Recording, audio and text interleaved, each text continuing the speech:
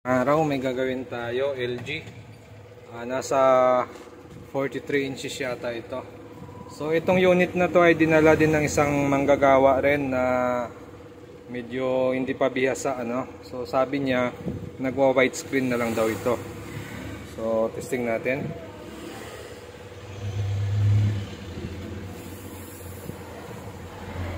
Yan. So tama nga sabi niya, widescreen na lang siya. Blanco, walang display, pero nag power on na siya. LG 43 inches, bunutin ko yon, di ba, namatay siya, binunot natin. Okay, buksan natin. Ito yung kanyang model. Yan, LG 43 Yuki 6300 PPE. Ito yung kanyang mainboard. So makikita natin yung mainboard nito ay built-in na yung DC to DC niya, nasa mainboard na kasama. Tapos dalawang ribbon na yung pumasok sa ating panel or topboard papunta sa LCD natin. Yan. So yung red natin, yung connection niyan dito, hindi naman kayo maliligaw diyan kasi may nakasulat naman, no? Left number 2, number 2, number 2, number 1, number 1. So dito right naman yung number 1 niya. So hindi naman kayo maliligaw. Pag nagkamali kayo ng ribbon, hindi kayo malilito, ano? Okay? So ito naman yung kanyang power supply. Maliit lang din yung power supply niya. So sa ganitong problema, una nating gagawin ay, dahil sa nagbubukas yung unit, nag-on naman, normal operation naman siya. Ang problema, walang display pero may backlight. So una natin gagawin dyan, titingnan nyo lang itong kapasitor na ito. Yan ay BGH nya sa DC to DC. So mag-aabang tayo ng tester dyan, or magte-tester tayo kung mayroon bang supply na lumalabas dyan. Okay? Yan, testing natin. Saksak ko lang. Tapos kuha tayo tester. Tapos yung grounding natin, i-body ground lang natin yan. Tapos, tester natin ito. Titingnan natin kung may masukat tayo dito. Ito ay kanyang BGH. So, may nasusukat tayo mababa, 1.9 lang. Yun, 1.9. Dapat ito ay nasa 28 volts or 27 volts. So, gagawin natin, o-off lang natin ito. Or pwede ding sunod yung gagawin. So, ito, susukatin natin to, may supply yan tayo makukuha dito. Tingnan natin kung ilang volts. Ito ay 13 volts. Okay naman ng 13 niya, no? Yung isa, tingnan din natin. So, ganun din, 13 din. So, 13 volts lang yung supply nito, kasama na yung sa backlight niya, hiwalay, no? So, para dito, 13. Para naman dito sa backlight niya. Yung supply na yan, ito. So, pero mag-isa lang sila ng transformer. So yung output nito 13 volts saka yung papunta sa backlight. Okay? So normal ang supply. Bubunutin natin ulit. Yan. So dito natin malalaman kung saan sa panel natin ang may problema. Yung left or yung right side niya ang may problema. So maghahang tayo, ano? Hang natin to. Tapos saksak natin. So ito lang yung pinakamadali na paraan paano matrace kung saan may problema. Okay, so nag-on na siya. So makukuha natin yung supply natin ay nasa 1.8 pa rin, ano. So nakahang na yung taas natin, 1.8 pa rin yung masusukat natin dito. Okay, so gagawin natin, tanggalin natin ito. Remove na natin parehas. So naka-remove na yung parehas. Saksak natin. Testing natin. So itong board na to ay pag naka-remove yung panel ay pwedeng gumana yung kanyang DC to DC, hindi siya nagpo-protect. Okay? So may nasukat tayong 28. Okay. So na-analyze na natin na ang may problema itong side. Pag ito nakakabit, bagsak yung DC to DC natin. Pag ito nakahang, bagsak yung DC to DC, ano? So kapit natin ito. Titingnan natin kung magkakaroon siya ng DC to DC. Habang tayo dito, yun no, may 28 pa rin siya no. So ibig sabihin,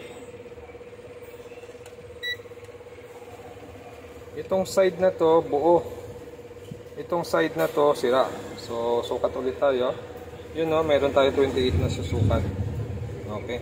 So susunod yung gagawin dyan, bubunutin muna natin ulit. Baka may masundot tayo.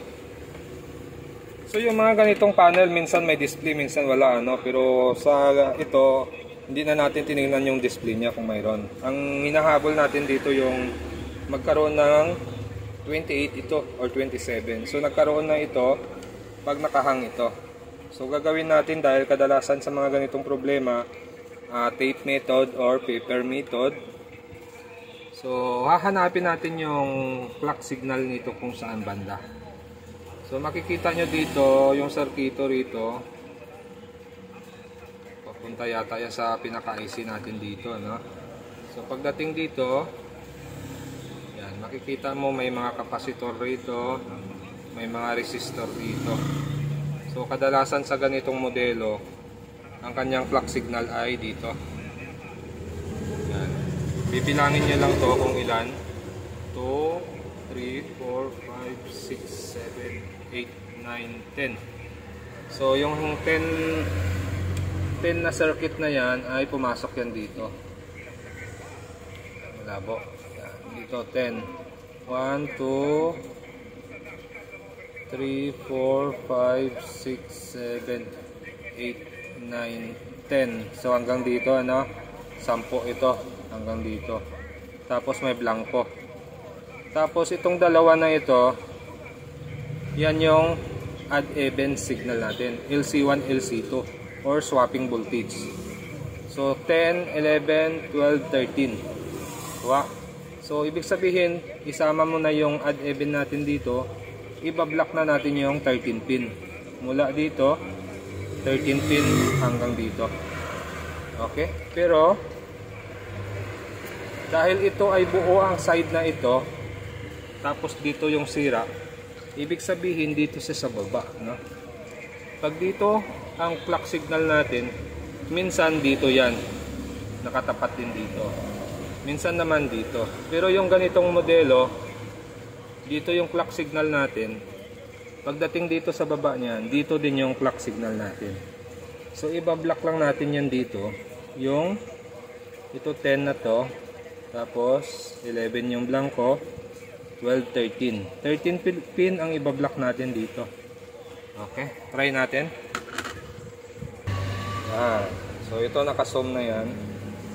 So bibilangin natin. Medyo marumi lang yung kamay ko, ano? Gumawa kasi ako ng electric fan ko, nasira. Kaya medyo nadumi siya. 1, 2, 3, 4, 5, 6, 7, 8, 9, 10, 11, 12, 13. So hanggang dito, ano? 13, 14, 15. So try natin. So mula dito, bablock natin yan hanggang dito. O kahit lumagpas pwede rin. Basta mahalaga yung display natin ay normal. Okay, kakat lang ako ng tape. So ito, medyo malaki-laki yung tape natin, ano? So kukuha lang tayo dito. Kakat tayo dyan. Mga ganito siguro pwede na. Try natin to.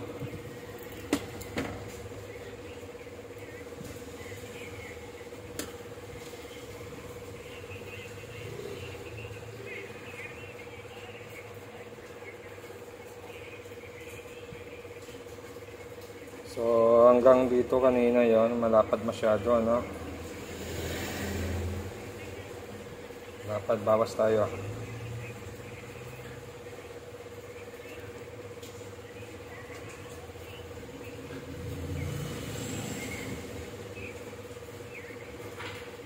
Okay.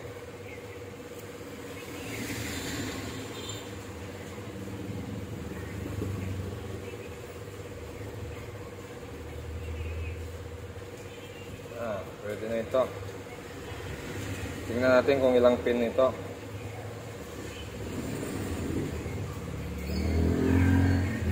dumi ng kamay ko. Bumabakat yung langis. So, 1, 2, 3, 4, 5, 6, 7, 8, 9, 10, 11, 12, 13. Namabot sa 14, ano? So, try natin to. Titingnan natin kung gagana siya. So, siguraduhin nyo na yung unit nyo ay nakapatay bago kayo magsalpak ng ribbon, ha? Minsan kasi nakakalimutan natin sa kamadali. Bunot tayo ng ribbon, salpak tayo ng ribbon, nakabukas pa pala yung unit, ano? Kasi nagmamadali. So ingat-ingatan po natin yon, bawas-bawasan natin yung pagmamadali. Kasi minsan doon nagkakaroon ng problema lalo. Okay?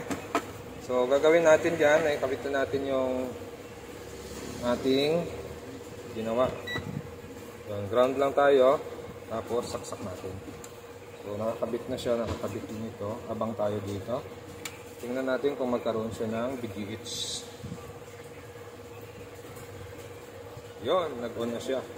So, may backlight na. Yun, no? Hindi nawala yung 28, no? Kita ba? Yun, no? Hindi nawala yung 28. Ibig sabihin, pwedeng may picture na ito. Titingnan ngayon natin kung malinis yung picture or magaspang. Okay, lagyan natin ng video. Titingnan natin kung normal yung display nito. Yun, no? Okay. So, okay ang display. Normal, walang guhit. Walang lines or magaspang. So, check ulit natin. So, ito yung may problema. Itong side ang may problema. Itong side ang buo. Okay. So sa mga ganitong problema, minsan tumatagal ang unit, minsan naman hindi. Pero may nagawa na ako mga ganitong problema, umaabot ng taon, lagpas pa ng taon. Depende na lang sa damage ng glass. Kung medyo malala yung damage ng glass, hindi talaga tumatagal. Pero pag hindi naman masyadong malala yung damage ng glass, lumalagpas ng taon, minsan nga umaabot pa ng 2 taon bago bumigay. Yun, no? Okay. Sasarado ko lang to, tapos magpa-final test tayo. Okay, so ito na, final test tayo itong LG natin. Titignan natin kung magno-normal siya. Ayan. Okay, lumabas na si LG. Ayan. So, okay siya, no? Okay, so itong side na to may problema. Tapos, itong side na to yung buo pa. Ayos naman. Hindi naman siya nagkaroon ng hairlines, ano? Malinis naman yung screen niya. Ayan, nag-blanco. Yun. Wala naman siyang hairlines. Okay.